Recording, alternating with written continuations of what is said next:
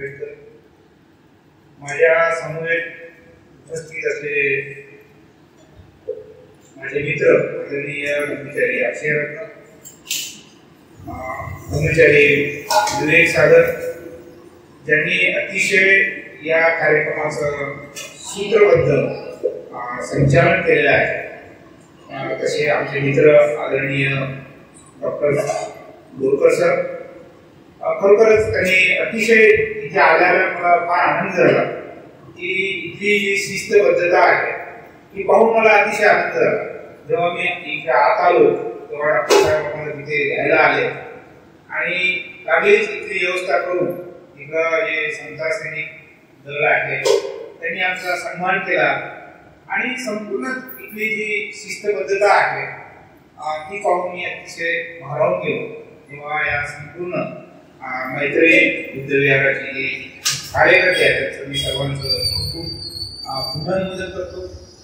सर्वांना जय भीम, नमो बुद्धाय. आजच्या दिनी धम्मचक्र प्रवचन दिन आहे. आज आपण 69वा धम्मचक्र प्रवचन दिनाचा वर्धापन दिन साजरा करतो आहे. अशोक विजयादशमीचा आजचा हा दिवस आहे आणि त्या दिवसानिमित्त सर्वांना मी हार्दिक शुभेच्छा देतो. अर्थातच 14 ऑक्टोबर 1956 ला अशोक विजयादशमीच्या दिवशी परमपूज्य बोधिसत्व डॉक्टर आंबेडकरांनी आपल्याला बौद्ध धर्माची दीक्षा दिली. अर्थात आपण धर्मांतर केलं.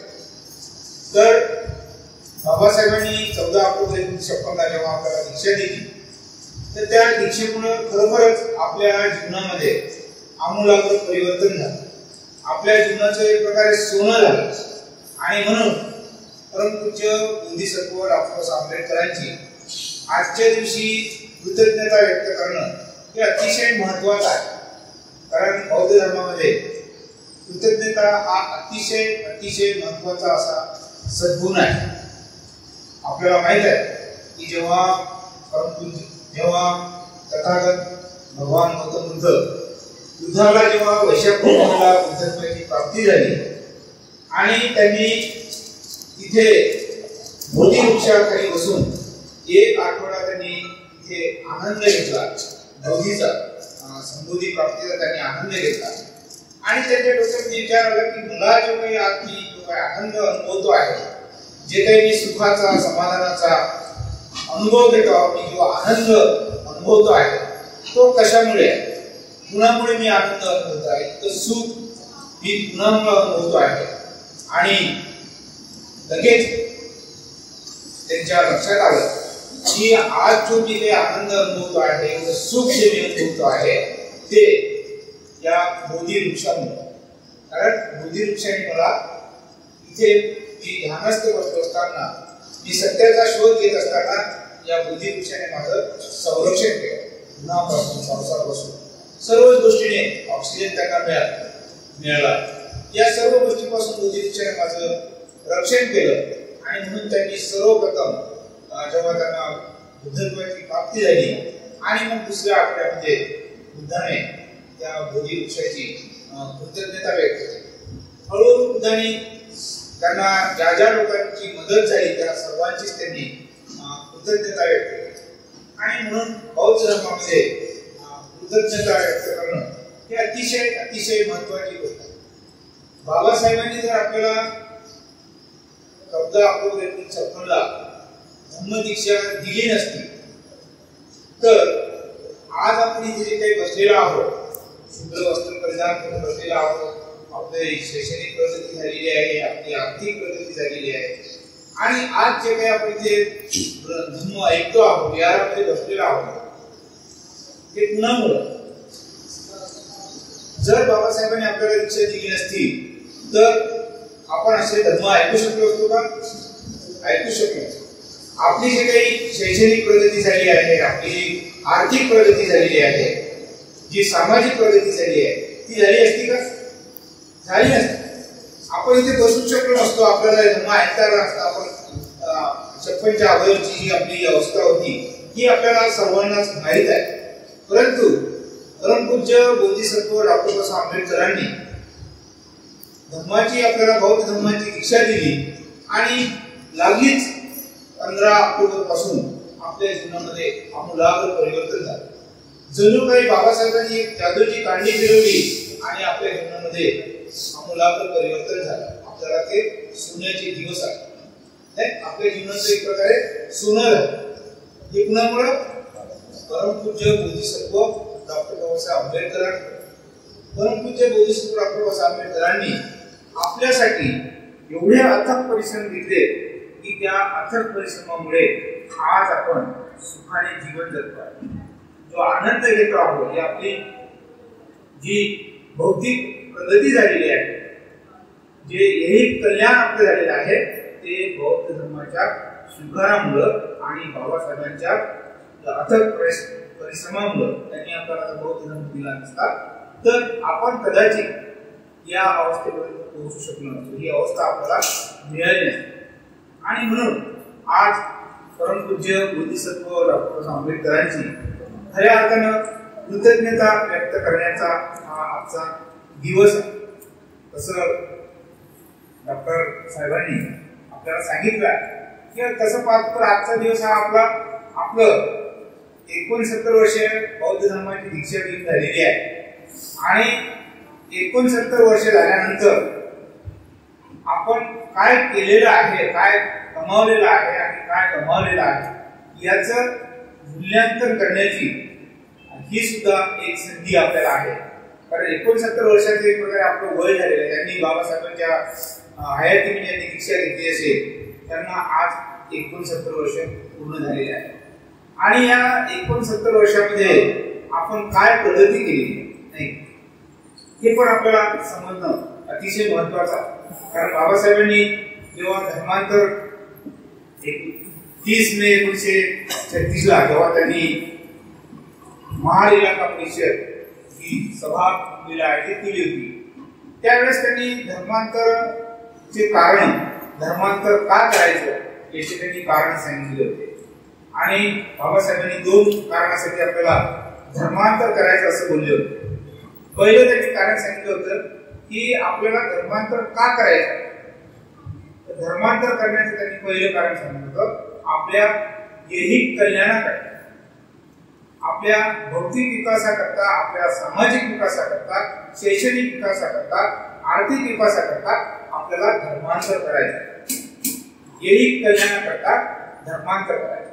आणि मग बाबासाहेबांनी बऱ्याच गोष्टी सांगितल्या की आपल्या या जुन्या धर्मामध्ये राहून तिथे आपलं ऐहिक कल्याण होतं का, तिथे आपल्याला खऱ्या अर्थानं आर्थिक आहे, शैक्षणिक आहे, सामाजिक आहे याची आपल्याला स्वातंत्र्यच नाही आणि तिथे आपल्याला आपलं कल्याण होऊ शकत नाही.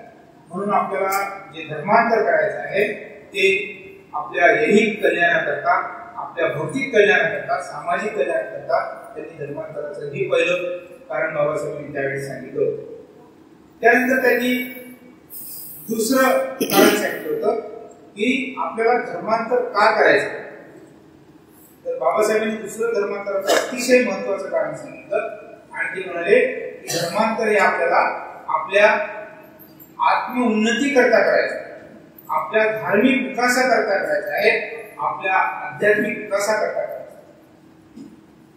आणि हे सांगताना बाबासाहेब म्हणाले की धर्म हा माणसाकरता आहे, माणूस धर्म करता नाही. बाबासाहेबांनी आपल्याला काय सांगितलं की धर्म हा माणसाकरता आहे, माणूस धर्म करता नाही. आणि म्हणून धर्माचं काय काम आहे, तर धर्म काय स्वीकारायचा, आपण धर्माचं काय काम आहे. तर बाबासाहेब म्हणतात की धर्म हा माणसाच्या विकासाकरता, आपल्या आत्मउन्नती करता, पोषक वातावरण तयार करण्याकरता धर्माची गरज आहे. धर्माची गरज का पाहिजे. धर्म कशाकरता आहे, तर धर्मामुळे आपला आत्मविकास करण्याकरता, आपला आध्यात्मिक विकास करण्याकरता धर्म हा पोषक वातावरण तयार करतो आणि त्यासाठी आपल्याला धर्माची गरज आहे. धर्माशिवाय आपण आपला आध्यात्मिक विकास करू शकत नाही. म्हणून आध्यात्मिक विकासाकरता, आपल्या आत्मउन्नती करता आपल्याला धर्माची गरज आहे. तर ह्या दोन कारणासाठी बाबासाहेबांनी धर्मांतर केले. त्याही पूर्वी आपण पाहू शकतो की या 69 वर्षामध्ये आपला यही कल्याण झालेलंच आहे. जशी बाबासाहेबांनी आपल्याला दीक्षा दिली तर या 69 वर्षाचा जर आपण आढावा घेतला तर या 69 वर्षामध्ये आपलं यही कल्याण आहे, भौतिक कल्याण आहे, त्या आपल्याला एक प्रकारे आपण ते साध्य केलेलं आहे, आपल्याला ते मिळालेलं आहे. आपली शैक्षणिक प्रगती झालेली आहे, आपली आर्थिक प्रगती झालेली आहे, आपली सामाजिक सुद्धा प्रगती झालेली आहे आणि हळूहळू आपण विकासाच्या वाटेवर आहोत. परंतु जरी हे आपले एक कल्याण साधलेलं असलं धर्मांतराने, परंतु धर्मांतराचं जे दुसरं मुख्य कारण होतं की धर्मांतर हे आपल्याला आत्मउन्नती करता करायचं. माणूस हा केवळ माणसाचा जन्म हा बाबासाहेब म्हणतात की माणसाचा जन्म हा समाजसेवेसाठी झालेला नसून तो माणसाचा जन्म हा आपल्या आत्मउन्नती करता झालेला आहे, आपला व्यक्ती विकास करण्याकरता झालेला आहे, आपला धार्मिक विकास करण्याकरता झालेला आहे. आणि या 69 वर्षाच्या कालावधीमध्ये खरंच आपण आपला आध्यात्मिक विकास करू शकलो का? खरंच आपण धार्मिक विकास करू शकलो का? आपली आत्मउन्नती झाली का? याचं अवलोकन करणं, याचं मूल्यांकन करणं आज अतिशय गरजेचं आहे. बाबासाहेब बोलले की ते म्हणाले की आपल्या ज्या काही समस्या आहेत, सामाजिक ज्या समस्या आहेत, त्या सर्व सामाजिक समस्या या बौद्ध धर्माच्या आचरणानं, बौद्ध धर्माच्या कृतीमुळे, आचरणामुळे चुटकीसारख्या सुटू शकतात. आज ज्या काही आपल्यामध्ये सामाजिक समस्या असतील त्या कशामुळे निर्माण झालेल्या आहेत? आज ज्या काही सामाजिक समस्या आहेत, आपल्या कौटुंबिक समस्या दिसत आहे, आपल्या सामाजिक समस्या दिसत आहे, आपल्यामध्ये वेगवेगळे गट दिसत आहेत. ह्या ज्या काही सर्व ज्या काही समस्या आहेत त्या कशामुळे निर्माण झालेल्या आहेत? तर धम्म आचरणाचा अभाव असल्यामुळे. जर आपण सर्वजण म्हणजे चांगल्या प्रकारे धर्माचं आचरण केलं तर बाबासाहेबांच्या म्हणण्यानुसार सर्व सामाजिक समस्या या चुटकीसारख्या सुटू शकतात धम्म आचरण. आज ज्या काही आपण समाजामध्ये समस्या पाहतो आहे त्या समस्याचं मूळ आपल्या धर्म आचरणामध्ये आहे. आपण धर्माचं आचरण करीत नसल्यामुळं आज आपण पाहतोय की अनेक अशा सामाजिक समस्या आपल्यासमोर दिसतात. आणि हे म्हणून बाबासाहेबांनी ओळखलं होतं की ज्या काही सर्व सामाजिक समस्या असेल त्या चुटकीसारख्या सोडण्याचा एकमेव उपाय आहे बौद्ध धर्माचं आचरण. आणि त्याकरता बाबासाहेबांनी आपल्याला हा बौद्ध धर्म दिलेला होता. अर्थातच आपण धर्मांतराचे सोहळे साजरे करतो आहोत, नाही दरवर्षी साजरे करतो आहोत, परंतु ज्याला आपण धर्मांतर असं म्हणतो, नाही का, धर्मांतर करणं म्हणजे काय हेही आपल्याला समजून घेणं गरजेचं आहे. बरेचदा आपल्याला असं वाटतं धर्मांतर करणं म्हणजे काय? बाबासाहेबांनी म्हटलं होतं धर्मांतर करणं म्हणजे एक आपला जुना सगळा पडलेला आहे, जुना सगळा खराब झालेला आहे, त्याला काढून टाकणे आणि दुसरा घालणे म्हणजे धर्मांतर नाही. तसं धर्मांतर आहे का? धर्मांतराचा अर्थ तो अतिशय जड आहे, तो धर्मांतराचा अर्थ नाही. एक धर्मामध्ये आपलं जमत नाही, एका धर्मामध्ये आपला विकास होत नाही म्हणून दुसरा धर्म स्वीकारणं त्याला धर्मांतर म्हणतात. बौद्ध धर्माचा स्वीकार करणं, धर्मांतर करणं याचा अर्थ आहे की आपली जी काही कनिष्ठ प्रवृत्ती आहे, आपली जी काही नीच प्रवृत्ती आहे त्या कनिष्ठ प्रवृत्तीकडून श्रेष्ठ प्रवृत्तीकडे आपल्या जीवनाला वळवणं. धर्मांतराचा अर्थ काय आहे? धर्मांतराचा अर्थ आहे आपली जी काही कनिष्ठ प्रवृत्ती आहे, नीच प्रवृत्ती आहे, आपल्या त्या कमी दर्जाच्या प्रवृत्तीकडून उच्च दर्जाच्या प्रवृत्तीकडे आपलं मन वळवणं त्याला म्हटलेलं आहे धर्मांतर. त्याला म्हटलं आहे बौद्ध धर्माचा स्वीकार करणं. आपली जी काही कनिष्ठ म्हणा एक कमी दर्जाची जी वृत्ती आहे त्या वृत्तीला उच्च श्रेष्ठ वृत्तीकडे वळवणं म्हणजे धर्मांतर. बाबासाहेब बुद्धांच्या धर्मामध्ये काय म्हणतात?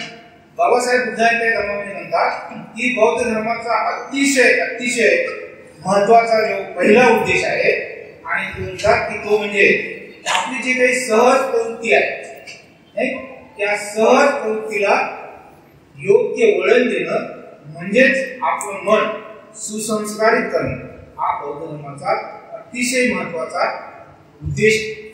कोणत्या उद्देश आहे बौद्ध धर्माचा?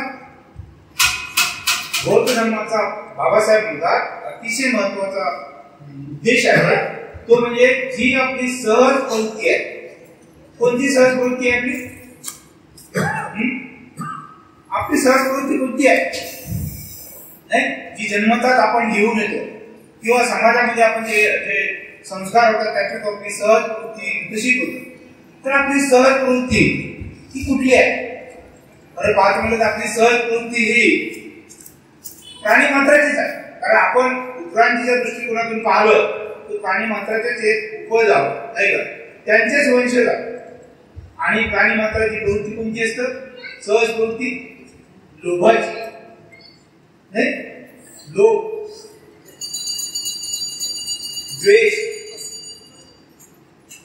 अज्ञान, त्याला मोह म्हणतात नाही का. तर या आपली सहज प्रवृत्ती जन्मताच आपण जे घेऊन येतो. लोभी प्रवृत्ती असतं आपली, द्वेषाची प्रवृत्ती असतं, अज्ञान असतं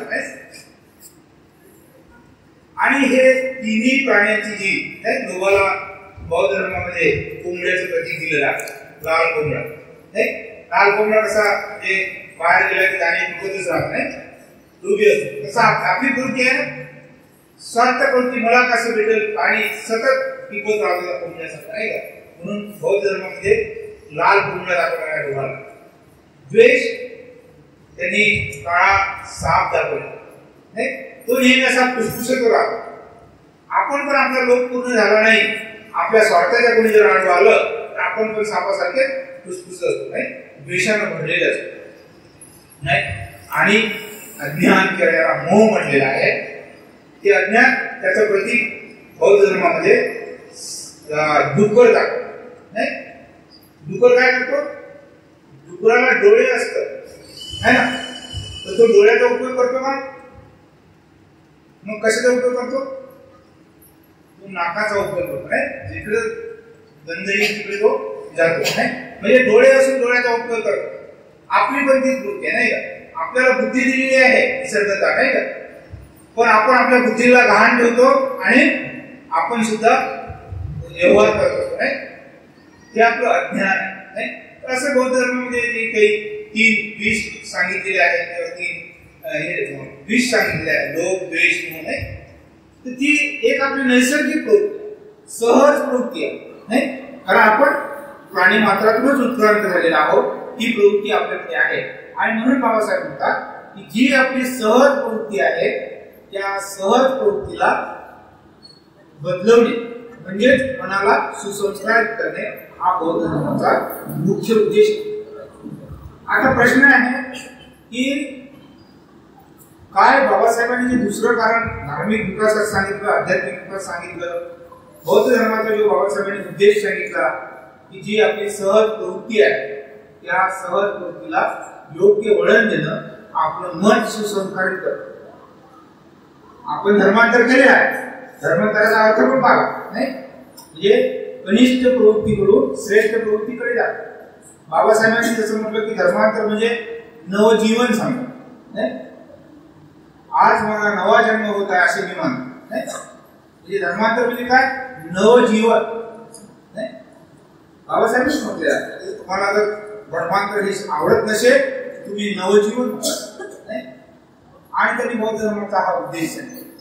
तर आता या 69 वर्षामध्ये काय आपण जी काही आपली प्रवृत्ती होती त्या प्रवृत्तीकडून आपण श्रेष्ठ प्रवृत्तीकडे, वृत्ती वृत्तीकडे आपण वळलेलो आहोत.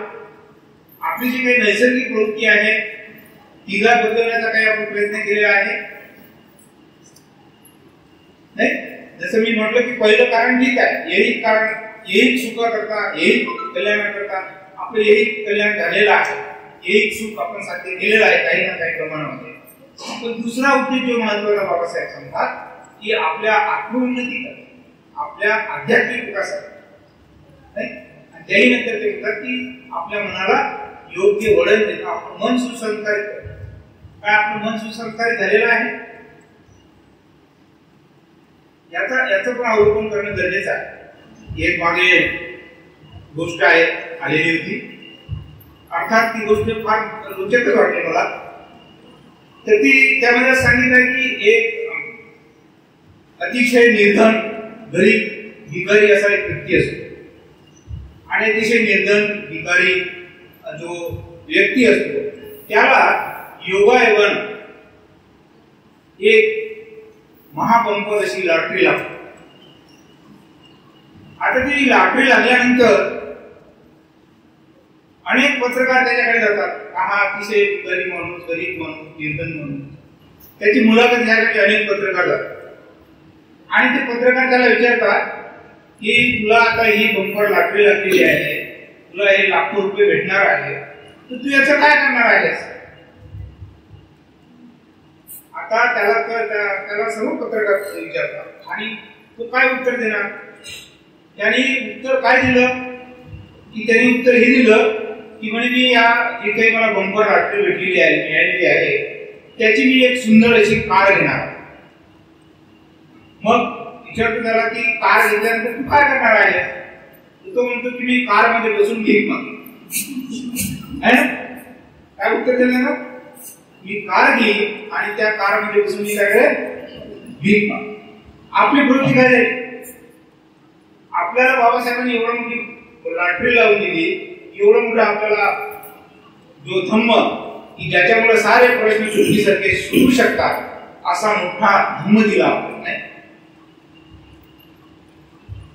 जशी त्याला लॉटरी लागली आहे त्यानंतर आपण धर्म स्वीकारला काय आपली प्रवृत्ती बदलली का.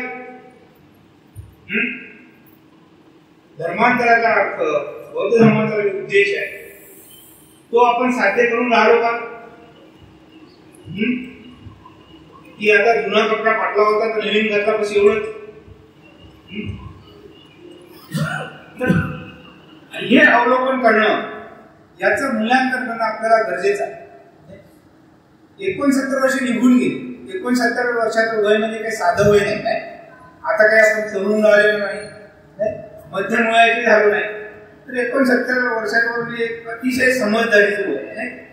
मग या वयामध्ये आपण जर मूल्यांकन केलं तर खरंच आपली जी काही सहज प्रवृत्ती आहे त्या सहज प्रवृत्तीला म्हणजे बदलवण्याकडे, आपल्या मनाला सुसंस्कारित करण्याकरता आपण काय करतो.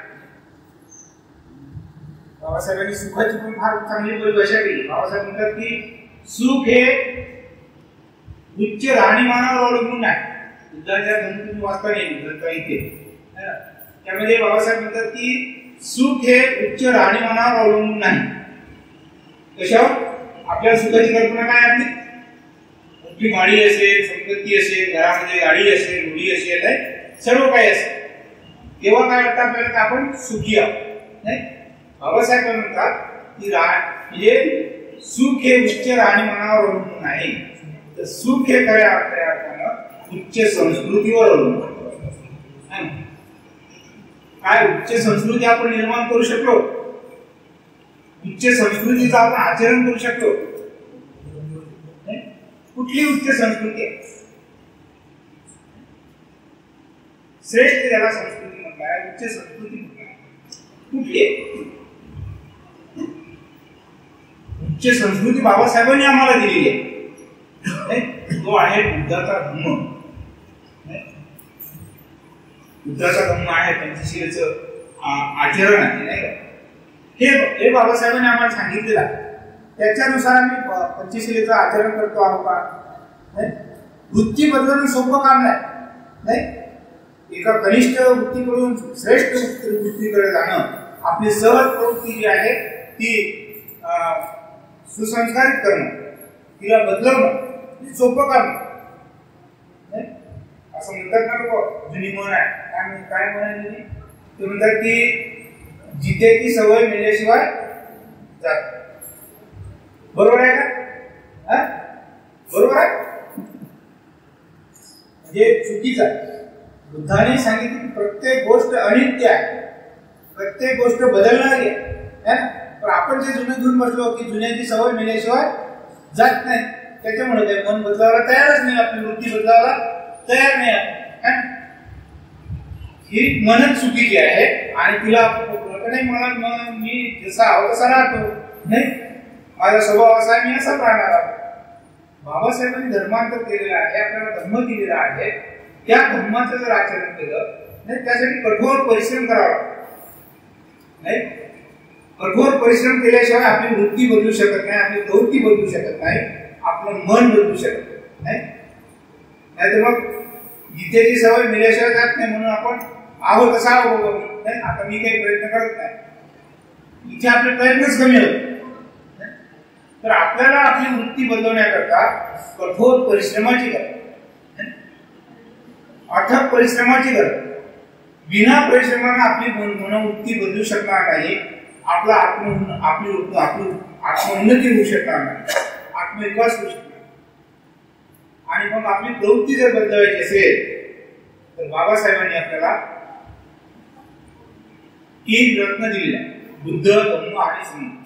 या 3 रत्नाशी आपण एक प्रकारे बांधिलकी स्वीकारली. बाबासाहेबांनी फार मोठा बौद्ध इतिहास घडवलेला आहे.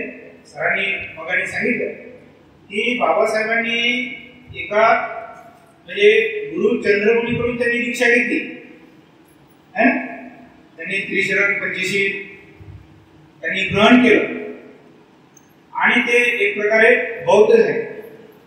आणि लागलीच दुसऱ्या क्षणाला बाबासाहेबांनी स्वतः आपल्या 5 लक्ष लोकांना त्यांनी स्वतः दीक्षा दिली. त्यांनी स्वतः त्रिशरण पंचशील दिलं आणि तेवढ्यावरच ते थांबले नाही, तर त्यांनी 22 प्रतिज्ञा दिली. बाबासाहेबांनी खऱ्या अर्थानं बुद्ध, धम्म, संघ हे 3 रत्नाशी बांधिलकी शिकवून आपल्याला पंचशील दिलं, त्रिशरण दिलं, पंचशील दिलं आणि 22 प्रतिज्ञा दिली. ही दीक्षा बाबासाहेबांनी खऱ्या अर्थानं बौद्ध इतिहास घडवला. कशासाठी? तर बाबासाहेबांनी खऱ्या अर्थानं पहिल्यांदा जो इतिहास घडवला तो असा की उपासकाला बौद्ध धर्माची दीक्षा देण्याचा अधिकार संपूर्ण बौद्ध जगामध्ये जिथे जिथे बौद्ध धर्म असेल त्या तिथे उपासकाने इतरांना दीक्षा द्यावी हा अधिकार नाही. परंतु बाबासाहेबांनी पुण्यात भिक्षुकडून आपल्याला दीक्षा दिली नाही, त्यांनी स्वतः दीक्षा दिली आणि हा इतिहास घडवला. जेव्हा बाबासाहेबांनी इतरांना दीक्षा दिली तेव्हा सारे तिथे जे काही भिक्षू लोक बसले होते त्यांचे डोळे असे डवटाळले होते की आमचा अधिकार बाबासाहेबांनी कसा घेतला. बाबासाहेब उपासक आहे आणि त्या उपासकांनी दीक्षा देता का? तिथे असलेले सर्व ब्रह्मी भिक्षू असेल ते सर्व जेवढे भिक्षू होते त्यांचे डोळे डवटाळले होते की हे बौद्ध धर्माचा एक प्रकारे बाबासाहेबांनी हे केलेला म्हणजे तो नियमच तोडलेला. तर पहिला इतिहास बाबासाहेबांनी जो आपल्याला सर्वांना दीक्षा दिली. दुसरा इतिहास बाबासाहेबांनी केला की त्यांनी स्वतः आपल्याला 22 प्रतिज्ञा दिल्या. त्या 22 प्रतिज्ञा काय दिल्या? तर 22 प्रतिज्ञा बाबासाहेबांनी यासाठी दिल्या. पहिली गोष्ट ती होती की आपण हिंदू धर्माचा धिक्कार करतो आहे आणि बौद्ध धर्माचा आपण स्वीकार करणार. या पहिल्या 8 प्रतिज्ञा आहेत. या 8 प्रतिज्ञा हिंदू धर्माचा धिक्कार करणार, ज्या वाईट अनिष्ट चालीरीती आहे, रूढी परंपरा आहे याचा त्याग करण्याकरता त्यांनी त्या पहिल्या 8 प्रतिज्ञा दिल्या. आणि त्याच्यानंतर ज्या काही 14 प्रतिज्ञा आहेत त्या 14 प्रतिज्ञा आपल्याला बौद्ध धर्म स्वीकारण्यासाठी दिलेल्या आहेत. विधायक सकारात्मकता आपल्यामध्ये निर्माण करण्याकरता, विधायकता निर्माण करण्याकरता त्यांनी 8 प्रतिज्ञा दिल्या. तर बौद्ध धर्माचा स्वीकार करणं म्हणजे काही गोष्टीचा त्याग करणं आणि काही गोष्टीचा स्वीकार. काय आपण खरंच ज्या काही रूढिष्ट रूढी आहे, अनिष्ट रूढी परंपरा आहे त्याचा त्याग केलेला आहे. जर आपण पाहतो तर आपण दिसत आहे की आपण आमके वास्तविक बौद्ध झाले, असं म्हटलं वाईट वाटेल. चांगले तुम्ही सज्जन गृहस्थ इथे बसलेले आहात आणि दररोज इथे येऊन काही ना काहीतरी तुम्ही करता, कारण हे विहारच सांगतं की इथे काही ना काहीतरी बौद्धांच्या ऍक्टिव्हिटीज होतं आणि तुम्ही जे काही इथं करत आहात ते अतिशय म्हणजे तुमचं पुण्यनमन करणं खरोखरच अभिनंदन करणं महत्वाची बाब आहे. कारण कुठल्याही विहारामध्ये आम्ही जातो तेव्हा तिथे मोठे मोठे त्याला ताले लागलेले असतात, साफसफाई नसतं, ताला लागलेला असतं, दोन पार्ट्यांमध्ये भांडणं असतात. परंतु इथं मात्र हे सर्व वातावरण सांगतं की इथे काही ना काहीतरी एक धार्मिक तुम्ही ऍक्टिव्हिटीज करता, ही अतिशय महत्वाची बाब. तर जुन्या रूढी परंपरा अनिष्ट चालीरीती सोडण्याकरता आपल्याला त्यांनी 22 प्रतिज्ञा दिलेल्या आहेत. आणि आज 69 वर्षानंतर जर आपण पाहिलं तर आपल्याला वाटतं का की आपण जुन्या अनिष्ट रूढी चाली परंपरा सोडलेल्या आहेत? ते आचार्य बुद्धघोष एक रूप वापरतात. ते म्हणतात की आचार्य बुद्धघोष काय म्हणतात की एक गाडीचा कळप असतो आणि त्या गाडीच्या कळपामध्ये एक गधा असतो. काय असतं? गाढव. आणि ते गाढव सुद्धा त्या गायीसारखाच आवाज काढतो आणि नंतर की मी पण गाय आहे, मी पण गाय. गायीसारखाच तो हंबरतो. पाहणारे लोक पाहतात ना, ते काय पाहतात? अरे हे तर गाढव आहे, हे तर गधा आहे, गाढव आहे आणि हे पण आवाज काढतो, मी पण गाय आहे, मी पण गाय. तीच बाब आपली आहे ना. आपल्याला पण वाटतं मी बौद्ध आहो, मी बौद्ध आहो, मी बौद्ध आहो. नाही, बौद्ध आहो तर आपले खरंच आपण बाकी ज्या काही अनिष्ट चालीरीती रूढी परंपरा त्या सोडल्याच्या आपल्याला दुर्गादेवी जमते, आपल्याला गणपती जमते है ना. घरामध्ये बाबा असतं, आणखी काहीतरी असतं है ना, देवदेवता असतं आणि इकडे आम्ही बौद्ध आहोत. नाही, बरोबर आहे ना. म्हणजे त्या गाईच्या कळपामध्ये असलेल्या त्याची आपली तुलना केली तर बरोबर होतं का? होते ना. मग आपल्याला काय करावं लागेल? आपल्याला टोटली त्या गाईसारखंच बनावं लागेल. बौद्ध 100% बौद्ध असला. बौद्ध माणूस हा 50-50 नसतो. आज आपली स्थिती पाहिजे आपण 50-50 आहोत का? 50-50 आहे नाही का? तर 50-50 असणे हे अतिशय चुकीची बाब. ती बौद्ध धर्माच्या विकासाकरता किंवा आपल्या आत्मोन्नतीकडे आपण वळून राहिले. म्हणून आपल्याला अवलोकन जर केलं तर आपल्याला हे दिसतं की आजही 69 वर्षे झाली तरी आपण बौद्ध धर्माचं चांगल्या प्रकारचं आचरण करू शकतो. जे बाबासाहेबांना अपेक्षित होतं, बाबासाहेबांनी जो बौद्ध धर्म दिला तो आपल्या विकासाकरता, व्यक्ती विकासाकरता, आत्मोन्नती करता, धार्मिक विकासाकरता. परंतु धार्मिक विकासाच्या दृष्टिकोनातून पाहिलं आपण आजही म्हणजे फार मागे आहोत. आणि धार्मिक विकास नसल्यामुळं, आध्यात्मिक आचरण आपण करत नसल्यामुळं आज आपल्या समाजामध्ये अनेक समस्या निर्माण आणि ह्या समस्या पुन्हा जुन्या याच्यामध्ये येऊ शकतो. नाही, जुन्या यायला वेळ लागणार नाही. एक जातक आहे, आता त्या शब्दशः घेऊ नका तुम्ही, पण आता ते जातक शब्दशः घ्यायचं नाही आहे, ते एक प्रतिकात्मक म्हणून घ्यायच्या. जातकामध्ये काय सांगितलेलं आहे? त्या जातकामध्ये असं सांगितलेलं आहे की 30 नावाचे बुद्ध होते. आता त्या बुद्धा जेव्हा ते प्रवचन द्यायचे विहारामध्ये तेव्हा एक कोंबडी ती प्रवचन ऐकायला राहायची, त्यांच्या आजूबाजूला ती बसायची, राहायची. आता ती कोंबडी सातत्याने त्या बुद्धाचं प्रवचन ऐकायची, हे व्हायची. तिच्या चेतनेवर, तिच्या कॉन्शियसवर काही परिणाम झाला त्याचा ऐकण्याचा. आणि मग तिचा जो पुढचा जन्म आहे तो तिचा पुढचा जन्म कशात झाला? एका राजकन्येमध्ये. कशा त्याला राजकन्या. आता जेव्हा तिचा पुढचा जन्म राजकन्यामध्ये झाला तेव्हा ती अतिशय सुंदर होती, घरामध्ये सर्वच सुविधा सर्व काही, आणि तिला तिचा इतका इगो वाढला, इतका अहंकार वाढला की त्या अहंकाराने ती नौकर चाकर असे बाकीचे समाजातील लोक असे त्यांच्याशी कुठे कोणाशी चांगल्या प्रकारे ते व्यवहार करत होते, चांगल्या प्रकारे ती वागत नाही. म्हणजे तिचा तो सौंदर्याचा, तिचा संपत्तीचा, तिचा राजकन्याचा अहंकार मोठा वाढला. जेव्हा राजकन्याचा तो अहंकार वाढला तिचा आणि मग काही दिवसांनी तिचा मृत्यू झाला. ती मृत्यू झाल्यानंतर मग तिचा जन्म एका भल्या मोठ्या झोपडीमध्ये. बुद्ध जेव्हा रस्त्याने चाललेले होते तेव्हा ते त्या झोपडीकडे पाहतात आणि ते हसायला लागतात.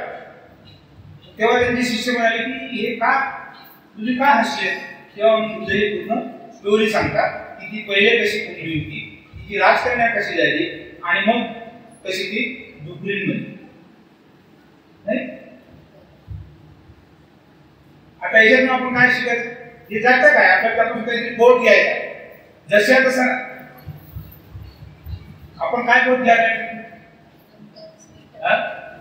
आपली सुद्धा एक प्रकारे नरकमय अवस्था होती, नाही यातनामय आपण जीवन जगत होतो. आपल्याला मनुष्य मात्र म्हणून जगण्याचाच अधिकार नव्हता.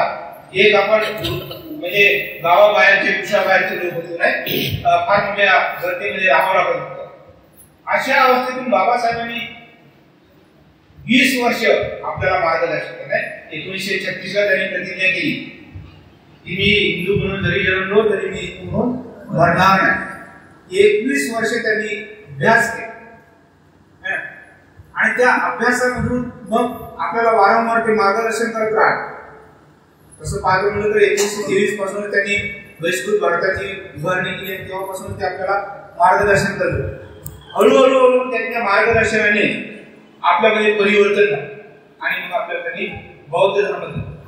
बौद्ध धर्म दिल्यामुळं आपल्यामध्ये बऱ्याच काही सुधारणा झाल्या, बराच आपलं भौतिक कल्याण झालं, ऐहिक कल्याण झालं, नाही. आणि आता पुन्हा जर आपण तशाच प्रकारे वागायला लागलो, जुने दिवस यायला काही वेळ लागेल का. आता प्रतिक्रांती होऊनच राहिलेली आहे. प्रतिक्रांती होत आहे ना, प्रतिक्रांती समजते ना आपल्याला. म्हणजे प्रतिक्रांतीने आता फार मोठं तिथे तोंड वर काढलेलं आहे आणि आपल्याला जुने दिवस यायला काही वेळ लागेल का. म्हणजे त्या कुंडीची डुकरी व्हायला काही वेळ लागला का, आपल्याला जुने दिवस यायला काही वेळ लागेल का, काही वेळ लागणार नाही. म्हणून आज आपल्याला सतर्क होण्याची गरज आहे.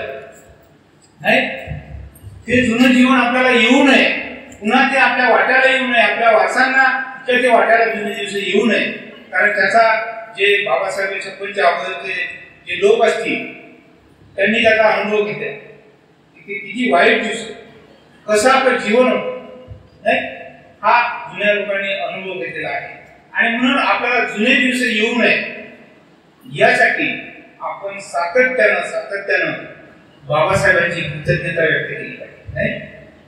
आता कृतज्ञता व्यक्त करणं हे अतिशय महत्वाचं आहे. आता कृतज्ञता व्यक्त करणं म्हणजे काय, कृतज्ञता म्हणजे काय, बौद्ध धर्मामध्ये कृतज्ञता सांगितली आहे. आताच आपण पाहिली म्हणजे गाढ निवांत तत्पूयता म्हटलंय नाही का. तर त्याच्यामध्ये कृतज्ञता सांगितली. आता कृतज्ञता याचा अर्थ असा होतो की ज्यांनी आपल्यावर उपकार केले आहेत, ज्यांच्यामुळे आपल्याला असे सुखाचे आनंदाचे दिवस लाभलेले आहेत, त्यांच्या प्रतीचं काय असणं, आदर असणं, त्यांच्या प्रतीचा सन्मान असणं आणि त्या उपकाराची त्या लाभाची परतफेड करण्याची इच्छा असणं म्हणजे कृतज्ञता व्यक्त. कृतज्ञता व्यक्त करायची आहे तर कशी करायची आहे, तर ज्यांनी आपल्यावर उपकार केलेले आहेत, ज्यांच्यामुळे आपल्याला लाभ झालेला आहे, ज्यांच्यामुळे आपल्या जीवनामध्ये परिवर्तन झालेलं आहे, त्याची जाणीव ठेवणे आणि तो लाभ ते उपकार परत करण्याची इच्छा ठेवणे म्हणजे काय, कृतज्ञता. काय आपण बाबासाहेबांची जाणीव ठेवतो आहोत की त्यांच्यामुळे आपल्या जीवनामध्ये परिवर्तन झालेलं आहे. बाबासाहेब स्वतःच म्हणाले की माझ्या नावाचा जय जयकार करण्यापेक्षा काय म्हणते ते, माझ्या नावाचा जय जयकार करण्यापेक्षा पुढे काय म्हणतो, बाबासाहेबांनी हे म्हटलेलं आहे की माझ्या नावाचा जय जयकार करण्यापेक्षा मला जी गोष्ट अपेक्षित आहे ती त्यासाठी तुम्ही काम पुराणे जाता. काय बाबासाहेबांना अपेक्षित होतं? बाबासाहेबांना जे अपेक्षित होतं ते म्हणजे स्वातंत्र्य, समता, बंधुत्वावर आधारित नवसमाज निर्माण करणं. बाबासाहेबांना जे अपेक्षित होतं ते आपला व्यक्ती विकास करणं, धार्मिक विकास करणं. स्वातंत्र्य, समता, बंधुत्वावर नवसमाज निर्माण करण्याची जबाबदारी आपल्यावर आहे. बाबासाहेबांनी त्यासाठी आपल्याला बौद्ध धर्म दिलेला आहे. याची जाणीव आहे का आपल्याला? आणि जर जाणीव असेल तर ती परत करण्याची इच्छा आहे का? मग कृतज्ञता व्यक्त कशी करायची? ज्यांच्यामुळे आपल्याला लाभ झालेला आहे, ज्यांच्यामुळे आपण जे सुखाचं आनंदाचं जीवन जगतो आहे, त्यांची कृतज्ञता आपण कशी व्यक्त करायची? तर पहिल्यांदा त्यांची कृतज्ञता व्यक्त करायची असेल तर आपण ज्या पुरुषापासून, ज्या व्यक्तीपासून आपल्याला लाभ झालेला आहे त्याच्याबद्दलचे आपण नेहमीच गुणगान गायले. आता गुणगान आपण गातो आहोत, त्यामध्ये काही दुमत नाही. बाबासाहेबांचे जागोजागी पुतळे उभे करणं, त्यांना हारार्पण करणं, जय भीम म्हणणं, हे एक प्रकारे बाबासाहेबांचं गुणगानच करणं आहे. त्यांनी जे काही आपल्यासाठी केलेलं आहे त्याच्याबद्दलचा आपल्या मनामध्ये विधायक असा भाव असणं, सकारात्मक भाव असणं, त्यातून आपण त्यांची कृतज्ञता बाबासाहेबांची आपण व्यक्त करू शकतो. दुसरी गोष्ट कृतज्ञता व्यक्त करण्याकरता त्यांनी जो आम्हाला धम्म दिलेला आहे त्या धम्माचं काटेकोरपणे आचरण करण्याचा प्रयत्न. जो धम्म आम्हाला दिलेला आहे, त्यांनी बुद्धाचा धम्म दिलेला आहे, तर त्या बुद्धा धम्माचं काटेकोरपणे आचरण करण्याचा प्रयत्न करा. आता बाबासाहेबांनी बुद्धाचा धम्म दिला, पहिल्यांदा काय दिलं आपल्याला? बुद्ध दिलं, बुद्धरत्न दिलं. मग बुद्धरत्न काय हे आपण समजून घेतो का? बुद्ध म्हणजे काय मूर्ती आहे का? बुद्ध म्हणजे काय देव आहे का? बुद्ध म्हणजे मूर्ती नाही, बुद्ध म्हणजे काही देव नाही. तर बुद्ध काय आहे? ही एक विधायक मनोवस्था आहे, ज्यांनी सर्व मनोवस्थांचा, विधायक मनोवस्थांचा विकास केलेला आहे. मैत्रीचा विकास केलेला आहे, करुणेचा विकास केलेला आहे, प्रज्ञेचा विकास केलेला आहे. सर्व विधायक मनोवस्थांचा ज्यांनी उच्चांक राखलेला आहे त्याला बुद्ध असं म्हणतात, नाही का? ते बुद्धरत्न, त्याला आपण शरण केलेला आहोत. शरण करणं म्हणजे आपण तशासारखं बनणं, त्यांचं अनुकरण करणं, मैत्रीचं अनुकरण करणं, करुणेचं अनुकरण करणं, वीर्याचं अनुकरण करणं, प्रज्ञेचं अनुकरण करणं, त्याला बुद्ध म्हणताय. बुद्ध या मूर्तीत नाही, बुद्ध हे काही देव नाही, बुद्ध काही ईश्वर नाही. बुद्ध ही एक मनोअवस्था आहे, उच्च दर्जाची विधायक अशी मनोअवस्था आहे. आणि ते रत्न आपण आपल्याला बाबासाहेबांनी दिलं आहे, त्याला आपण प्रतिज्ञाबद्ध केलं. त्यानंतर त्यांनी धम्म दिलेला. धम्म काय आहे? धम्म ग्रंथात आहे का? धम्म ग्रंथात नाही आहे. तर धम्म काय आहे? धम्म हे जे बुद्धत्वाचे गुण आहे, बुद्धत्वाकडे जाण्याचा जो मार्ग आहे त्याला धम्म म्हणतात. ज्या ज्या गोष्टींना आपण मैत्री आपल्यामध्ये विकसित करू शकतो, ज्या ज्या गोष्टीने आपण आपल्यामध्ये करुणा विकसित करतो, ती सर्व जे काही बुद्धत्वाकडे नेणाऱ्या गोष्टी असेल त्याला धर्म म्हणतात. बुद्धांनी महाप्रजापतीला सांगितलं की धनगुजाई तिला कोणता बौद्ध धर्म समजायचा. जेव्हा बुद्धांनी तिला काय सांगितलं की जी गोष्ट, ज्या ज्या गोष्टीने तुझ्यातला लोभ कमी होतं, ज्या ज्या गोष्टीने तुझ्यातला द्वेष कमी होतं, ज्या ज्या गोष्टीने तुझ्यातला अज्ञान कमी होतं, आणि ज्या ज्या गोष्टीने तुझ्यामध्ये मैत्रीचा विकास होतो, ज्या ज्या गोष्टीने तुझ्यामध्ये दानाची प्रवृत्ती वाढतं, ज्या ज्या गोष्टीने तुझ्या प्रज्ञेचा विकास होतो, तीची गोष्ट बुद्ध धर्म आहे. आम्ही बुद्ध धर्म कसा लागला? आम्ही बुद्ध धर्माला एवढं संकुचित केलं की एकदम संकुचित नाही केलं का? नाही संकुचित. आता इथे माहित नाही मला, पण बऱ्याच लोकांना वाटतं की नाही बाबासाहेबांनी हे सांगितलं आणि बाबासाहेबांनी ते नाही सांगितलं. आम्ही एवढ्यावरच थांबलेला. बौद्ध धर्म हा विशाल आहे. अनेक लोक म्हणतात हे विधायक कुठून आलं? नाही. आता विधायक सिंग म्हणतो तेव्हा आपला लोभ कमी होते का, द्वेष कमी होते का, अज्ञान कमी होते का, की वाढते? जेव्हा आपण आपल्या बोली भाषेत बोलतो तेव्हा आपल्या मनावर परिणाम होतो आणि ते ऑटोमॅटिकच आपल्याला लोभ कमी होतं, द्वेष कमी व्हायला लागतो. नाही, जी विधायक गोष्ट आहे, जी सकारात्मक गोष्ट आहे, ती बुद्धाचा धर्म आहे असं सरळ बुद्धाने महाप्रजापतीला सांगितलं. पण आम्ही बुद्धाचा धर्म एवढा संकुचित केला, तो भारताचा, तो इंग्लंडचा, तो अमेरिकेचा आहे ना. बुद्धाचा धर्म हा सनातन धर्म आहे, तो वैश्विक आहे आणि म्हणून त्याला आम्ही एका संकुचित ढाच्यामध्ये ठेवू शकत नाही. तर आपल्याला बाबासाहेबांनी धर्म दिला, त्यानंतर संघ दिला. आता संघ म्हणजे काय? संघ म्हणजे कुठलाही भिक्षूचा संघ नाही. जसं बाबासाहेबांनी 12 ऑक्टोबरला ते जेव्हा 6 माटेला बसले तेव्हा त्यांनी गुरुचरित्रला सांगितलं, म्हणजे मी बुद्धं शरणं गच्छामि म्हणे, मी धम्मं शरणं गच्छामि म्हणे, पण मी संघं शरणं गच्छामि म्हणणार नाही. आणि त्या गुरुचरित्रमुनी जे शंकराची तोड खात होते ते खाली पडले, ते घाबरले, अरे आता बौद्ध धर्माची दीक्षा कशी होईल? तर ते घाबरून गेले, आता एवढा मोठा महान नेता म्हणून मी संगम शरणं गच्छामि म्हणणार नाही. मग ते 13 ऑक्टोबरला दीक्षाभूमीवर गेले गोडबोले सोबत. गोडबोलेंनी त्याला सांगितलं की बाबासाहेब दीक्षा घेईल, तुम्ही काही चिंता करू नका. ते फिरले, ते पुन्हा शहामाटेला. आणि जेव्हा शहामाटेला आले तेव्हा ते पुन्हा बसले आणि बाबासाहेबांनी म्हटलं, गुरुचंद्रमणी मी संगम शरणं गच्छामि म्हणणार नाही. तेव्हा गोडबोले मध्येच बोलले. गोडबोले म्हणाले, बाबासाहेब तुम्हाला आज जो काही भिक्षू संघ दिसतो आहे त्या भिक्षू संघाला शरण जायचं नाही, तर तुम्हाला जे शरण जायचं आहे ते जो आर्य संघ आहे, बुद्धाच्या काळामध्ये जे स्वतःपणे झालेले लोक होते, जे संप्रदायगामी झालेले लोक होते, अनागामी झालेले लोक होते, जे अनंत झालेले होते, त्या लोकांना तुम्हाला शरण जायचं आहे. हा आजचा जो काही भिक्षू संघ दिसते आहे त्याला शरण जायचं नाही. कारण बाबासाहेबांच्या मनामध्ये जो त्यावेळेचा जो भिक्षू संघ होता त्याच्याबद्दलची अतिशय घृणा होती. कारण बाबासाहेबांनी पाहिलं होतं की हा भिक्षू संघ कुचकामी आहे, हे आताचा जो भिक्षू संघ काही करत आहे, ते बाबासाहेबांनी त्यावेळेस पाहिलं होतं आणि म्हणून म्हणाले की मी संघाला शरण जाणार नाही.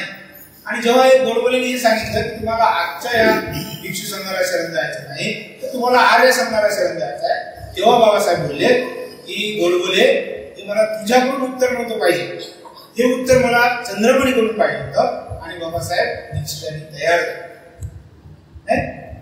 आणि म्हणूनच 15 ऑक्टोबर 1956 जेव्हा बाबासाहेबांनी दीक्षाभूमी भाषण दिलं तेव्हा त्यांनी सांगितलं की दरेकाला दीक्षा दिली पाहिजे, दरेकाला दीक्षा दिली पाहिजे. कारण त्यावेळेस भिक्षू हाच श्रेष्ठ, त्यानेच दीक्षा द्यायची, त्यानेच पूजा घ्यायची, त्यानेच सगळं करायचं, ही प्रथा होती. बाबासाहेबांनी या प्रथेला अगदी त्याची तोडमोड केली आणि त्यांनी प्रत्येकाला अधिकार दिला, प्रत्येकाने दरेकाला काय केली पाहिजे, दीक्षा दिली पाहिजे. बाबासाहेबांनी त्यावेळेस पहिल्यांदा ते पाऊल उचललं आणि बौद्ध इतिहास घडवला. आणि म्हणून बाबासाहेबांनी आपल्याला हे 3 रत्न दिले आणि त्यानंतर मग पंचशील दिले. तर एक प्रकारे आपण 3 रत्नाशी कमिट झालो आहोत, पंचशीलेशी कमिट झालेलो आहोत. तर आपण धम्माचं आचरण करणं पाहतो, नाही का? दुसरी बाब मी सांगत होतो की कृतज्ञता व्यक्त करायची असेल तर त्यांनी जो धम्म दिला त्याचं काटेकोरपणे आचरण करणं. आणि म्हणून आपण बुद्ध धम्म संघ या 3 रत्नाचं आचरण करणं, याच्याशी आपण प्रतिज्ञाबद्ध झालेलो आहोत आणि त्याची अभिपूर्ण पंचशीलेचं आचरण करणं. एवढं जर आपण केलं तर आपण खऱ्या अर्थानं धम्माचं आचरण करतो आहोत, बाबासाहेबांची कृतज्ञता व्यक्त. तिसरी बाब सांगितलेली आहे कृतज्ञता व्यक्त करायची असेल तर. तिसरी बाब कृतज्ञता व्यक्त करण्याची काय आहे? आणि तिसरी बाब ती आहे की आपल्याच्याने जेवढं होईल तेवढ्या प्रमाणामध्ये धर्माचा प्रचार आणि प्रसार करा. आपल्याने जेवढा होईल तेवढा आपल्या क्षमतेनुसार बौद्ध धर्माचा प्रचार आणि प्रसार करायचा. बाबासाहेब म्हणाले की केवळ एक चांगला बौद्ध बनणं पुरेसं नाही. बाबासाहेबांचं काय स्टेटमेंट आहे? ते म्हणतात की एक चांगला बौद्ध बनणं पुरेसं नाही, तर आपण धर्माचा प्रचार आणि प्रसार करणं ही मानव सेवा. बाबासाहेबांची कृतज्ञता व्यक्त करायची असेल आपल्याला जेवढं काही धम्म समजलेलं आहे आपल्या क्षमतेनुसार धम्माचा प्रचार आणि प्रसार करणं ही बाबासाहेबांची कृतज्ञता आहे. आजचा दिवस हा कृतज्ञता व्यक्त करण्याचा आहे, बाबासाहेबांची कृतज्ञता व्यक्त करण्याचा आहे. कारण त्यांच्या जीवनामुळं त्यांच्या अथक परिश्रमामुळं आपल्याला हे दिवस लाभलेले आहेत. आपल्या जीवनामध्ये आमूलाग्र परिवर्तन झालेले आहेत. जे सोन्याचे दिवस आपल्याला लाभलेले आहेत ते बाबासाहेबांमुळे. आणि मग त्यांची जर कृतज्ञता व्यक्त करायची असेल तर सर्वप्रथम आपण त्यांचं सदोदित गुणगान गायले पाहिजे, त्यांच्या सारखं बनण्याचा आपण प्रयत्न केला पाहिजे. दुसरी बाब आपण पाहिली की ती म्हणजे त्यांनी जो धम्म दिलेला आहे त्याचं आपण काटेकोरपणे आचरण करण्याचा प्रयत्न केला पाहिजे. आणि तिसरी बाब आपल्या क्षमतेनुसार आपण धम्माचा प्रचार आणि प्रसार केला पाहिजे. या तीन गोष्टी जर आपण करू शकलो तर खऱ्या अर्थानं आपण बाबासाहेबांची कृतज्ञता व्यक्त करू. खऱ्या अर्थानं आपण जो अशोका विजयदशमीचा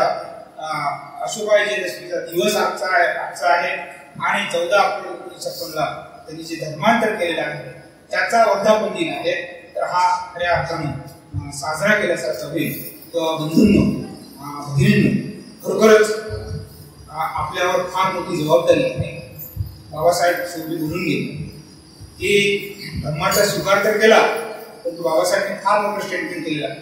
बाबासाहेब म्हणाले की तुमची फार मोठी जबाबदारी आहे.